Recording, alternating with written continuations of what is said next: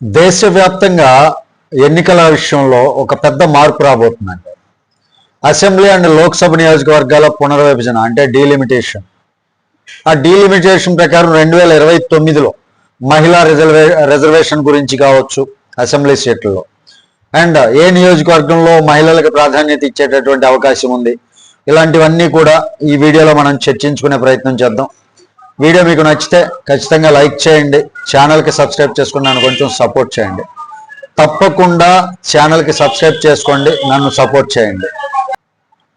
ఇక విషయానికి వస్తే, ఇప్పటి వరకు ఉన్నటువంటి సీట్లకి అదనంగా మరో 50% సీట్లు యాడ్ అవుతాయనేటటువంటి చర్చ నడుస్తూ ఉంది. అంటే ప్రతి 100 సీట్లకి మరొక 50 సీట్లు అనమాట. మన రాష్ట్రంలో ఇప్పుడు 175 అసెంబ్లీ సీట్లు ఉన్నాయి.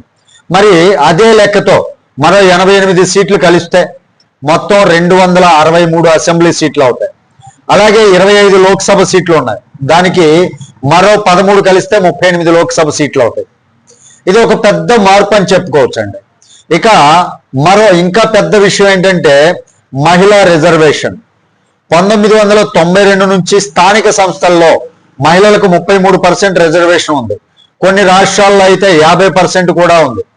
కానీ ఫస్ట్ టైంగా ఇప్పుడు అసెంబ్లీ అండ్ లోక్సభల్లో కూడా 33% మహిళా రిజర్వేషన్ అమలు చేయబోతున్నారు అనేటటువంటిది ఒక ప్రచారం అయితే నడుస్తూ ఉంది.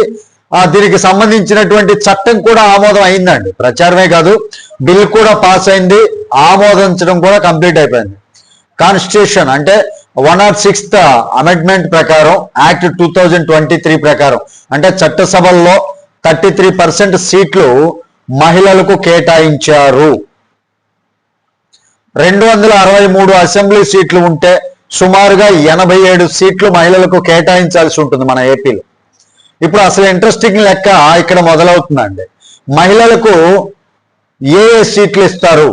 చాలా మంది అనుకుంటుంది ఏంటంటే, ఎక్కడ మహిళల ఓట్లు పురుషుల ఓట్ల కంటే ఎక్కువ ఉంటాయో ఆ నియోజకవర్గాలను మహిళలకు రిజర్వ్ చేస్తారని. ఇప్పుడు నియోజకవర్గాల ఓటర్ల లెక్క ప్రకారం మనం చూసామనుకోండి, కొన్ని ఉదాహరణలు కూడా ఉన్నాయి. భీమిల్ లాంటి చోట్ల మహిళల ఓట్లు పురుషుల ఓట్ల కంటే సుమారు 3000 ఓట్లు ఎక్కువ ఉన్నాయి.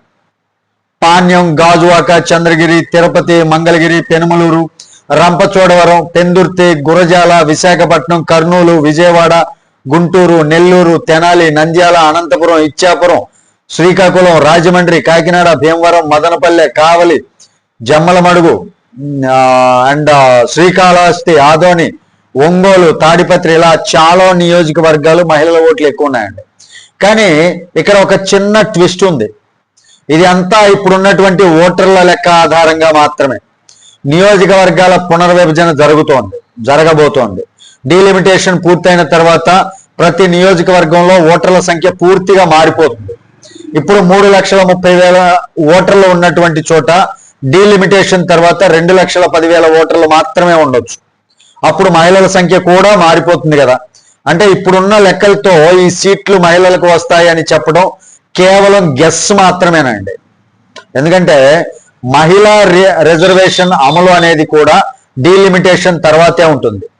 డీలిమిటేషన్ కమిషన్ ఆఫ్ ఇండియా చేసేటటువంటి కొత్త నియోజకవర్గాల ఆధారంగా ఉంటుంది. ఎస్సీ ఎస్టీ రిజర్వ్ సీట్లలో కూడా 33% మహిళలకు రిజర్వ్ అవుతాయి.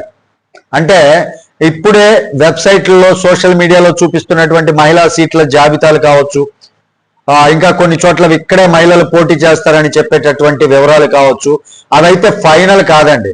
అవి కేవలం అంచనాలు మాత్రమే, గెస్ కొట్టి చెప్తున్నటువంటివి మాత్రమే.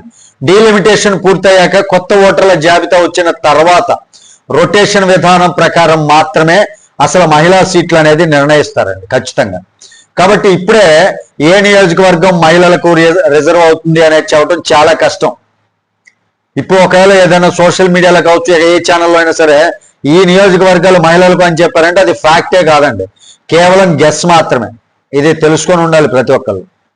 ఇదండి వీడియోలోని టాపిక్. వీడియో మీకు నచ్చితే ఖచ్చితంగా లైక్ చేయండి, ఛానల్కి సబ్స్క్రైబ్ చేసుకున్నాను కొంచెం సపోర్ట్ చేయండి. Thank you.